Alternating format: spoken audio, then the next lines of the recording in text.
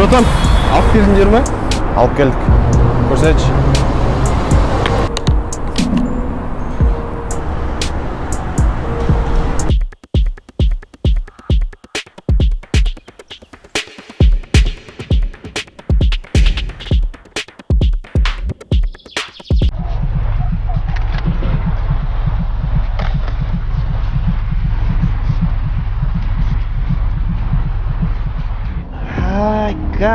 Кана.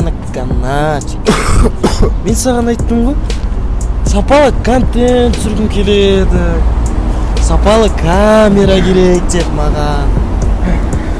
Осы сөздерінің қай жері түсінікті емес, айтшы маған, кана. Қазір мобилография дамып келе жатыр. Мобилографиямен де жақсы контент түсіруге болады.